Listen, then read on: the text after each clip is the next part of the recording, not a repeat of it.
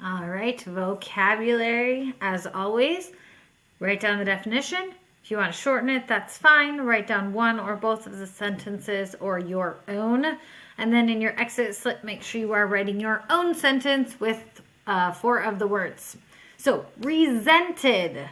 Resented means to feel anger or bitterness toward, especially when something is seen to be unfair.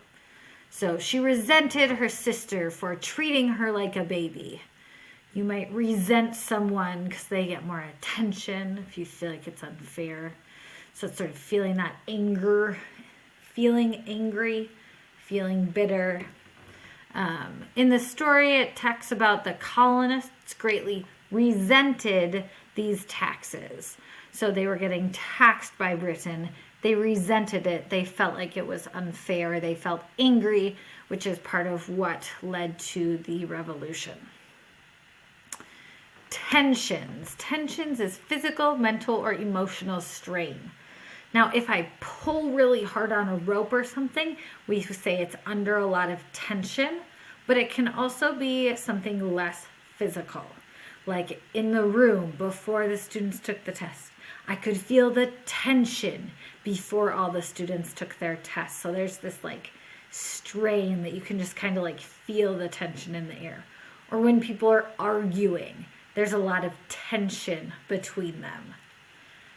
In the text, it talks about how tensions increased as colonists protested.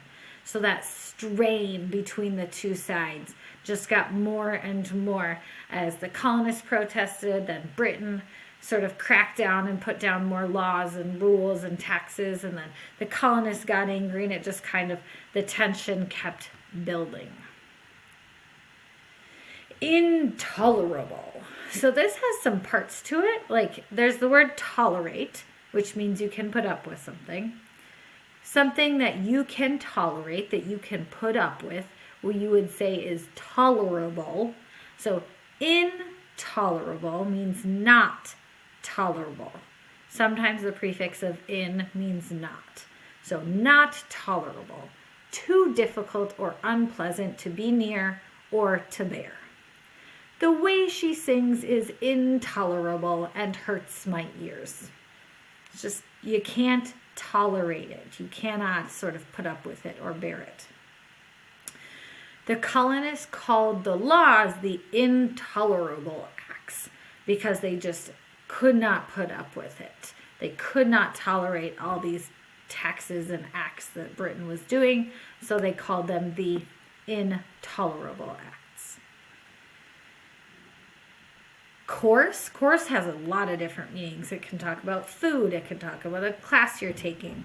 In this case, it's talking about the direction or route along which something moves. So you could say the course of the river takes many twists and turns. So that's like a physical course, like an obstacle course. Or you could say like the way you got somewhere, like the course that she took to graduate from high school was unique, right? If maybe she dropped out and then rejoined or took her GED, like there's alternate routes to graduate from high school or from college or something. So that's like a not like literal physical course. In the text, talks about Thomas Paine. He wrote something. Paine argued that independence was the only course to take. So the only route to get what they wanted. He argued that it was independence and got a lot of colonists convinced, which is part of what made them join the war. All right, essential. Essential means like necessary, needed. Flour is an essential part of bread. It's necessary. Women were essential to the success of the revolution. Some joined secretly, some helped in other ways, but they were essential. They were necessary. You needed them. Disguise, to cover or hide, so as to hide the truth. That one you're probably familiar with. So he disguised his plans really well. Women weren't allowed to fight, but some did anyway, disguised as men. You've seen Mulan. Mulan disguised herself. Inspired. Now, inspired can mean like, oh, she inspired me. Now I feel like I want to do that. So in some ways, it's like I wanted to do that after watching it. So it like caused it to happen, which is more what this is. So it's connected, but it is slightly different. So her speech inspired a revolt. It like caused it. It made people want to do that. His words inspired thousands of colonists to join the fight. So again, it made them want to do it. It sort of caused it to happen.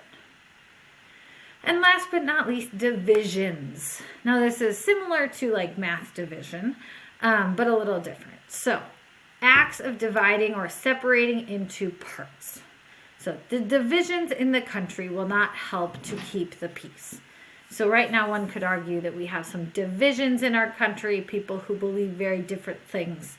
You'd say those are divisions. They think really differently. At the end of the one text talks about how the years to come would bring new challenges and new divisions. So the colonists, a lot of them were united about wanting to be independent, but then after that there was other issues they didn't agree about. How to organize their country. Later on, slavery. Later on, who got to vote. So just because they were this new country does not mean there were not going to be like different parts and people who thought differently. All right, you made it through. Let me know if you have questions. Good luck.